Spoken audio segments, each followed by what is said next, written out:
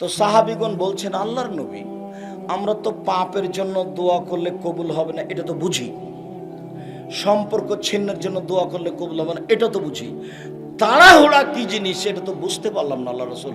তাড়াহুড়াটা একটু বলেন তো, তাড়াহুড়া কি? তখন আল্লাহ রসুল বলছেন, শোনো, তাড়াহুড়া বুঝতে পারলে না, এক লোকটি বলে দাও তো ফালামারা ইস্তাজাব আলী, দোয়া করলাম কত দোয়া করলাম, কই দোয়া কবুল হয় না, ফায়াস্তা হাসেরও, তারপর অলস হয়ে যায়, দোয়া, তারপর দোয়া ছেড়ে দেয়। 6 মাস করেছি হয় না, বছর করেছি হয় না, তখন দোয়া ছেড়ে দিয়েছে। এই দোয়া কবুল হবে না, বছর বছর দোয়া করতে হবে, যুগ যুগ দোয়া করতে হবে। মুহাম্মদ সাল্লাল্লাহু আলাইহি সাল্লামের দোয়া কবুল হয়েছিল 12 বছর পরে, ইয়াকুব আলাইহিস সালামের দোয়া কবুল হয়েছিল 25 বছর পরে। কাজেই দোয়া করলেই কবুল হবে তাড়াতাড়ি এ কথা নয়, আপনাকে ধৈর্যের পরিচয় দিতে হবে, তাহলে দোয়া কবুল হবে। সম্মানিত দিনী ভাই বোন, আমি আপনার নিকটে জোরালোভাবে অনুরোধ জানিয়ে বলছি যে যেসব কাজে দোয়া কবুল হয় তার আর একটি জরুরি জায়গা আছে, সেটা আপনার জন্য খুবই কঠিন। এই ছেলে, থামো, তাড়াহুড়া করছো কেন? দোয়া কেমনে কবুল হবে এত তাড়াহুড়া করলে? একটু থামো, ব্যস্ত হবে না। দেখো তো এই দোয়া, এই হাদিসটার ফলাফল কত দূর। তোমরা তো মহিমগঞ্জ এলাকার মানুষ, তাড়াহুড়া তো আজকে করার কথা নয়। আমি যেদিন থেকে জান্নাতপুরে শিক্ষকতা করছি, 88 আগস্টের 20 তারিখ রোজ বুধবার বিকাল 3টা থেকে, 88 আগস্টের 20 তারিখ রোজ বুধবার বিকাল 3টা থেকে, তখন থেকে আমি মহিমগঞ্জের অবস্থা জানি যে তারা হাত তুলে দোয়া করে, এলাকায় কাউকে ঢুকতে দেয় না, যার কারণে আমরা এলাকায় ঢুকতে পারিনি। গত বছর আব্দুল্লাহকে মসজিদে খুতবা দিতে দেয়নি, বক্তব্য দিতে দেয়নি। এই এলাকারই মানুষ, ওকে যদি বলা যায় যে আব্দুল্লাহর মতো একটা ছেলে আছে, আপনার আছে, আপনার বাপের আছে, আপনার বংশের আছে, আপনাকে আমি খাটো করতে চাইনি, আপনাকে হকটা বোঝাতে চাচ্ছি। আব্দুল্লাহ খুতবা দিবে না তো দিবে কোথায়? আপনার বাড়িতে দিবে, আপনার ঘরে দিবে, আপনার মসজিদে দিবে। আপনি দেখে 14 বার বাপ বলবেন আর বলবেন যে আসো বেটা দোয়া খুতবা দাও তুমি। হিংসা কেন আপনার ভিতরে? হিংসা কেন? জাহান্নামে এত তাড়াতাড়ি যেতে চাচ্ছেন কেন? একবারে ভুলে যান, হাত তুলে দোয়া করতে শিখেন রাসূল সাল্লাল্লাহু আলাইহি ওয়াসাল্লামের পদ্ধতিতে। আমিও আপনাকে হাত তুলে দোয়া করার জন্য বলছি। রাসূল সাল্লাল্লাহু আলাইহি ওয়াসাল্লাম বলছেন, দাওয়াতুল লিআখিহি বিজাহরিল গায়বি মুস্তাজাবাতুন। একজন মানুষ যদি 8 থেকে দোয়া করে, আপনি যদি আমার জন্য দোয়া করেন বাড়ি থেকে, তাহলে আপনার দোয়া কবুল হবে বেশি বেশি। আল্লাহ নবী এই কথা বলছেন। এই কথা বলার পরে বলছেন, কুল্লামা দালে আখিহি বিখাইরিন, যখনই আপনি আমার জন্য কোনো ভালো দোয়া করবেন, তখন আপনার মাথার পাশে একজন ফেরেশতা আছে, আল মালাকু আল মুআক্কাল, আপনার মাথার পাশে আছে নির্ধারিত ফেরেশতা। আপনি যখন আমার জন্য দোয়া করবেন, আল্লাহ আব্দুর রাজ্জাক সাহেবকে বাঁচাও, রক্ষা করো, তার সম্মান বৃদ্ধি করে দাও, তখন ওই ফেরেশতা বলে আমিন, আল্লাহ এটা কবুল করো। তারপর আবার ফেরেশতা বলেন ওয়ালাকা বিমিসলিন, তুমি তার জন্য যা বললে তোমার জন্য তাই, তুমি তার জন্য যা বললে তোমার জন্য তাই, তুমি তার জন্য যা বললে তোমার জন্য তাই। এইবার আপনি তো আমার জন্য দোয়া করলেন, এবার আপনার জন্য কে দোয়া করছে বলেন তো? ফেরেশতা। এটা কি বুঝতে পেরেছেন? আপনি যদি আমার জন্য দোয়া করেন, তাহলে আপনার জন্য কে দোয়া করবে? ফেরেশতা। আর যেন হিংসা করেন না কোনোদিন। হিংসা যদি থাকে আর আমি যদি বিপদে পড়ি, তাহলে আপনি বলবেন ঠিক আছে, ঠিক আছে, উচিত হয়েছে, উচিত হয়েছে।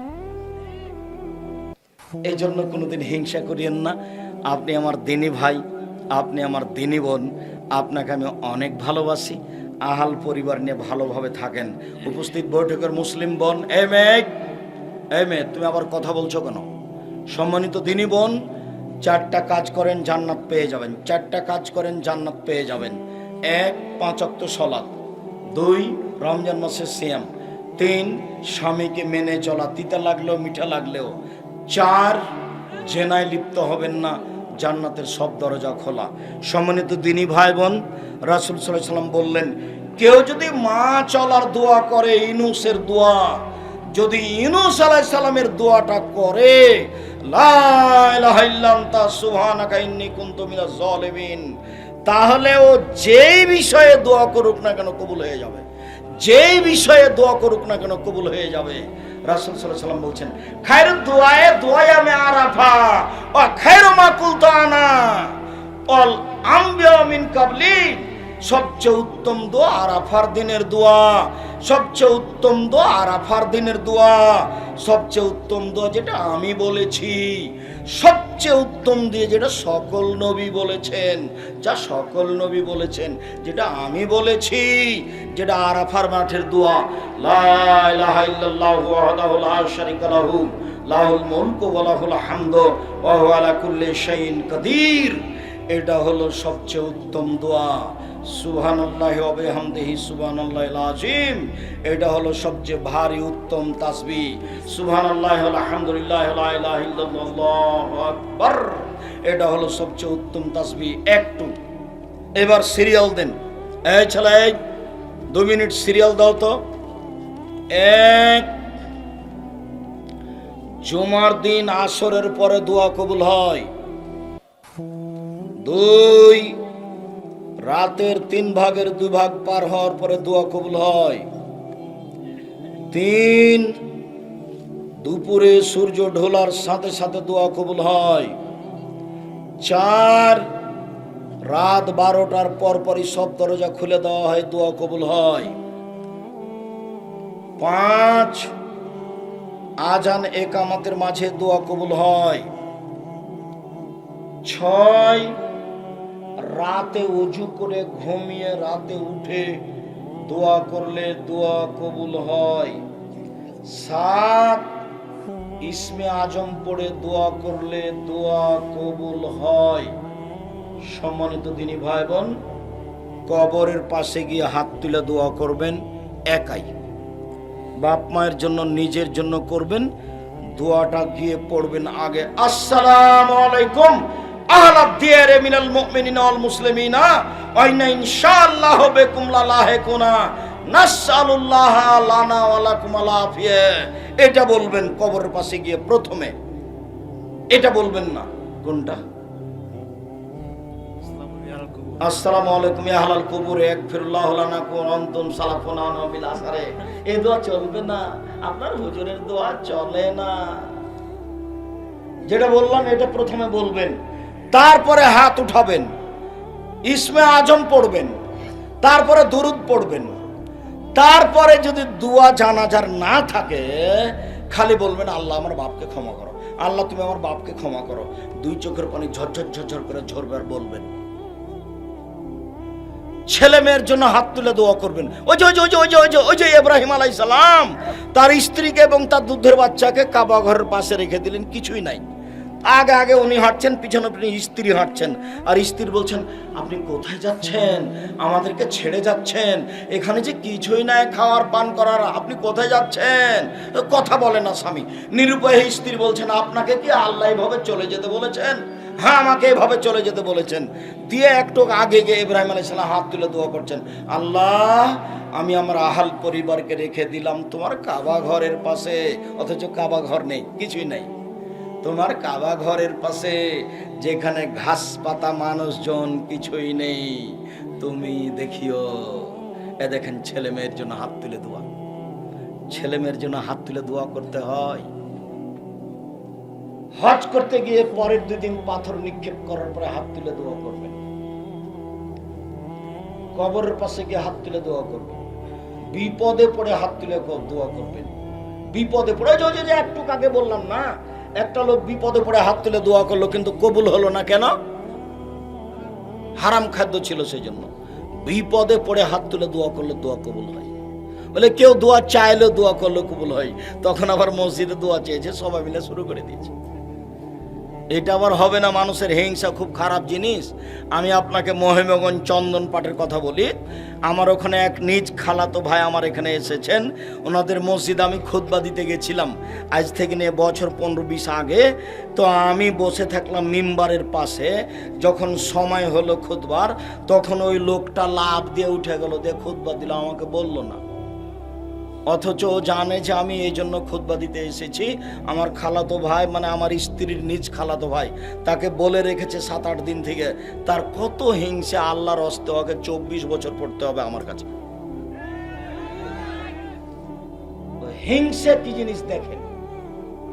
এরকম ঘটনা আছে সাতক্ষীরাতে, এরকম ঘটনা আছে রাজশাহী গোদাগাড়িতে। এগুলো আমার চোখের সামনে ঘটেছে। সম্মানিত দিনী ভাই বোন, হাত তুলে দোয়া করেন। সালমান ফারসি রাদিয়াল্লাহু তাআলা আনহু বলেন, রাসূল সাল্লাল্লাহু আলাইহি ওয়াসাল্লাম বলেছেন, তোমাদের প্রতিপালক বড় লজ্জাশীল। যখন কোনো মানুষ হাত তুলে দোয়া করে তখন তার খালি হাতটা ফিরিয়ে দিতে লজ্জা পায় না। ও হাত তুলে দোয়া করছে, তাকে খালি ফিরিয়ে দিব না। রাসূল সাল্লাল্লাহু আলাইহি সাল্লামের পদ্ধতিতে হাত তুলে দোয়া করেন, দোয়া কবুল হবে। খালি হাত ফিরিয়ে দিতে আল্লাহ লজ্জা পান, এ কথাই ঠিক। খালি হাত ফিরিয়ে দিতে আল্লাহ লজ্জা পান, এ কথাই ঠিক। আল্লাহর নবী হাত তুলে দোয়া করলেন। 1 মিনিট, এই ছেলে থামো, 1 মিনিট দেখো তো কাকে ডেকে যান। এই ছেলে দেখো, খেয়াল করো, ভুলে যাওয়া তো, খালি ওরকম তাড়াহুড়া করছো কেন? এদিকে দেখো তো। আয়েশা রাদিয়াল্লাহু তাআলা আনহা বলেন, আমি বিছানে শুয়ে আছি, আল্লাহর নবী আমার পাশে এসে শুইলেন। কিছুক্ষণ পরে উনি ভাবলেন যে আমি আয়েশা ঘুমিয়ে গেছি, কিন্তু আসলে আমি ঘুমাইনি, আমি ভান করে ঘুমিয়ে আছি। আমি দেখবো আল্লাহর নবী কি করেন।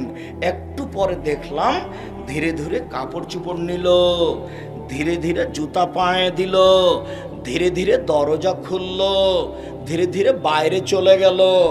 আমি উঠলাম, আমি আমার কাপড় চোপড় মাথায় দিয়ে দিলাম। উপস্থিত বৈঠকের মুসলিম বোন, শুনেন শুনেন, মধ্যে আপনার সাথে দুটা কথা।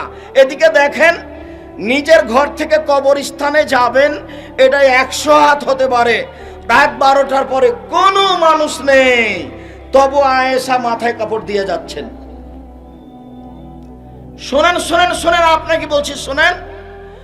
আয়েশা রাদিয়াল্লাহু তাআলা আনহা যুদ্ধে পিছে পড়ে গেছিলেন, সবাই চলে গেছে। তো সাফওয়ান ইবনে মুআত্তাল পাশে এসে বলছেন, ইস্তারজা, ইন্না লিল্লাহি ওয়া ইন্না ইলাইহি রাজিউন। আরে আয়েশা কেন এখানে? তো ওনার শব্দটা পাওয়ার সাথে সাথে আমি মুখ ঢেকে নিয়েছি। উনি আমাকে চিনলেন কি করে? পর্দার আয়াত নাজিল হওয়ার আগেই উনি আমাকে দেখেছিলেন, সেই জন্য চিনে নিয়েছেন। শব্দ পাওয়ার সাথে সাথে আমি মুখ ঢেকে নিয়েছি। ইনি আয়েশা। শোনেন শোনেন শোনেন, আর একটা কথা। আল্লাহর নবী যখন মারা গেল তখন তার কবরটা আয়েশার ঘরে হলো। এটা কি জানেন? আল্লাহর নবীর কবর কোথায় হয়েছিল? আয়েশা রাদিয়াল্লাহু তাআলা আনহার ঘরে। তো উনি বলছেন, এটা আমার স্বামীর কবর, সকালে বিকালে আমি এমনিতে যাই। কিছুদিন পরে তার পাশে হলো আমার বাপের কবর। তা আমি তেমন লজ্জা করি না, কেন? এইটা আমার স্বামীর কবর, এটা আমার বাপের কবর, আমি এমনিতে যাই।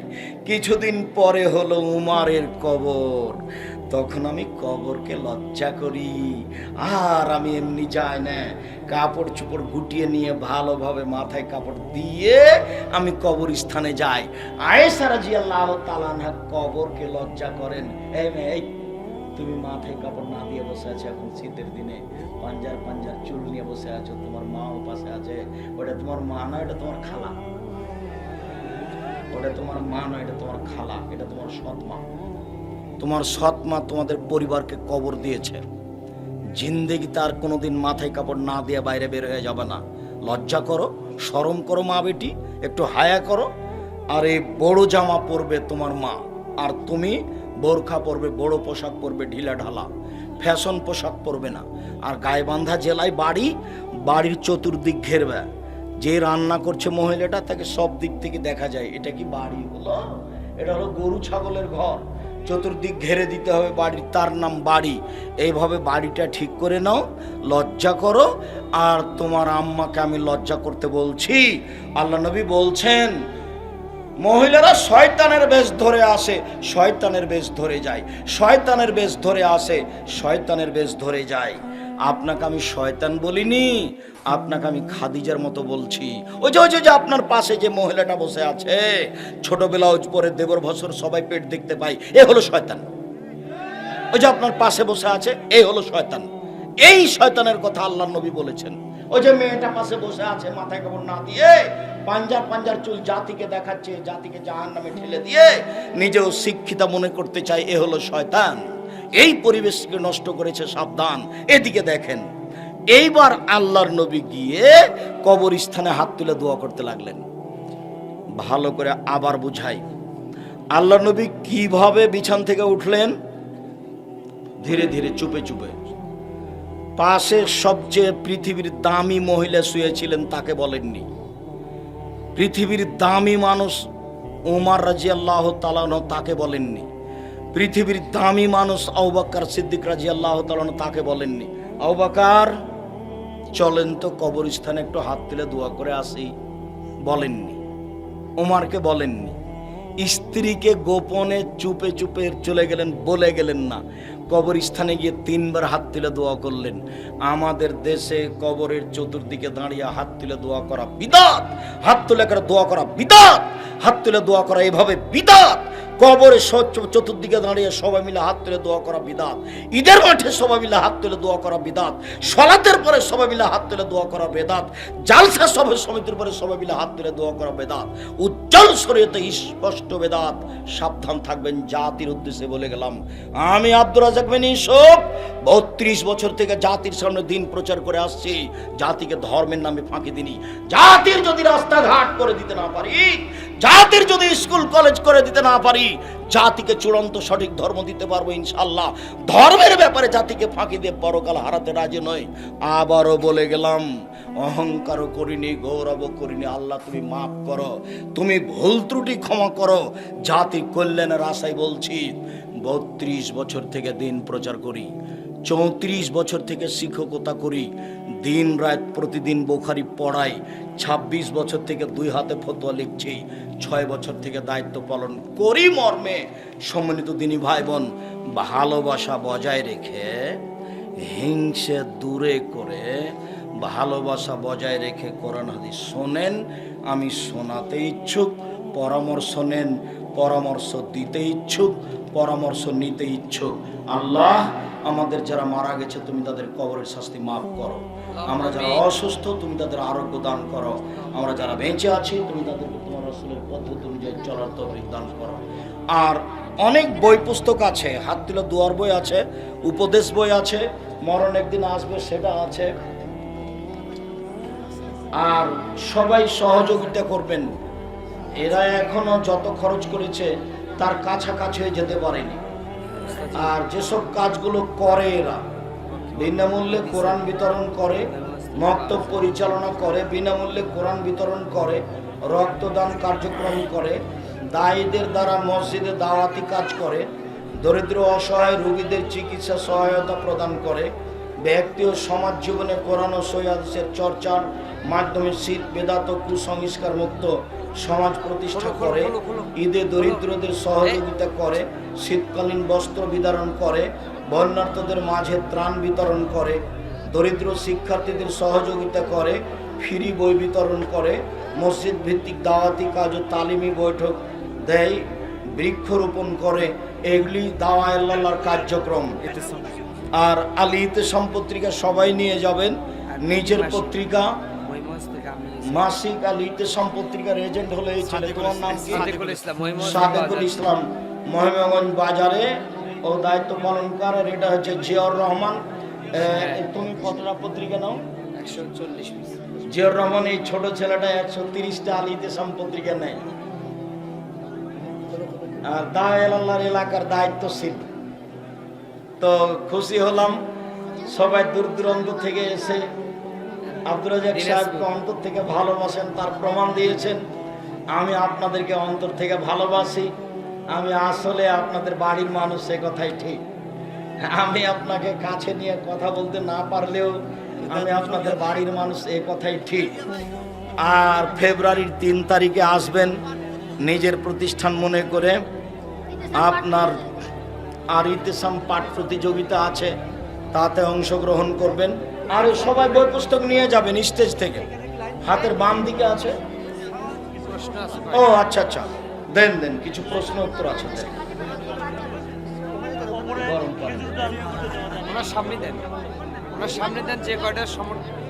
গরম পানি দেন। কবরে খেজুরের ডাল পুঁতে দেওয়া যাবে না, বিদআত।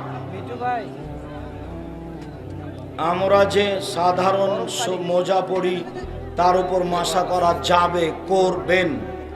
সুতির মোজার উপরে মাসা করবেন।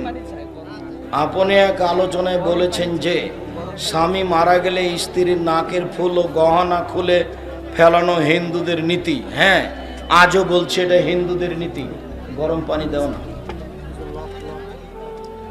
মানুষের মৃত্যুর সময় আজরাইল আলাইহিস সালাম মানুষের রূহ কোন দিক দিয়ে বের করেন?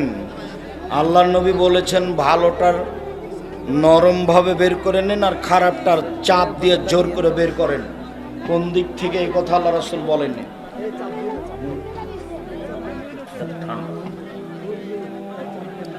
কুকুরের শরীরের সাথে ছোঁয়া লাগলে শরীর অপবিত্র হবে? জি না।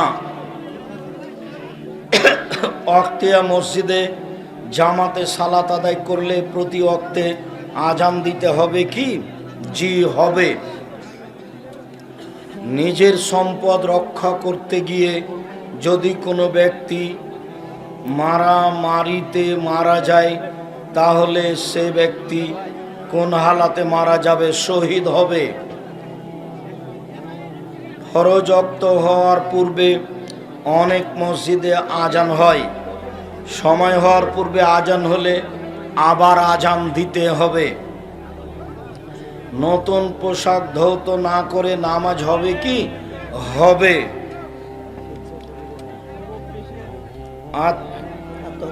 আত্মহত্যা করে মারা গেলে সেই জানাজায় যাওয়া যাবে কি? যাবে। ও মোরতাদ নয়, মহাপাপী। কবরে মাটি দেওয়ার নিয়ম কি?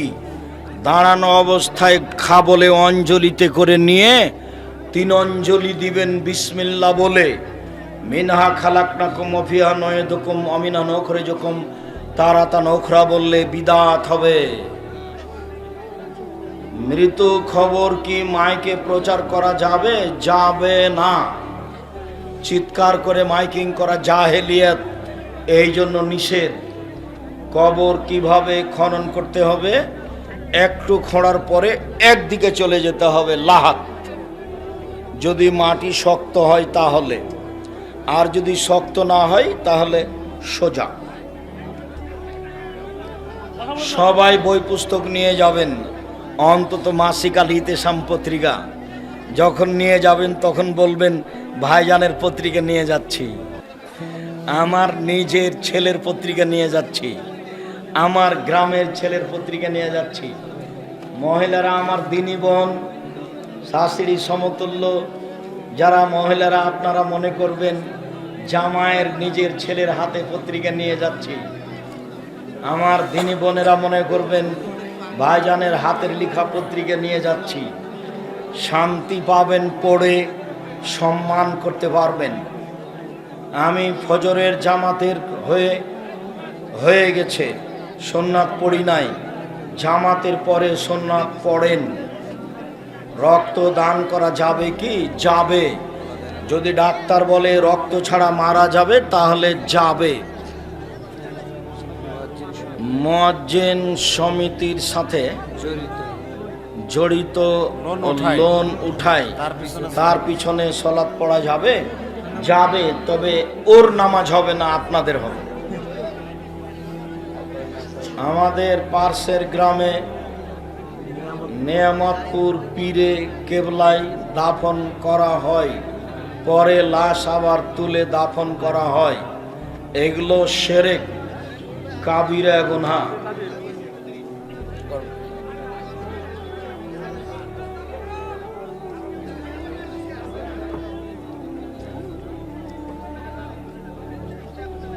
বাপ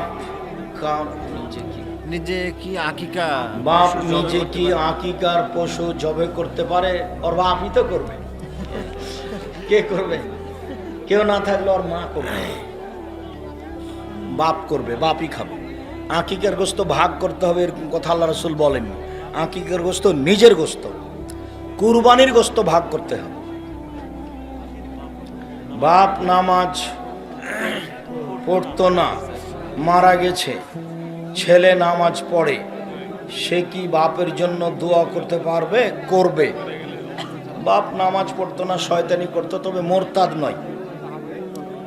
মৃত ব্যক্তিকে কবরে কিভাবে বসানো হয়?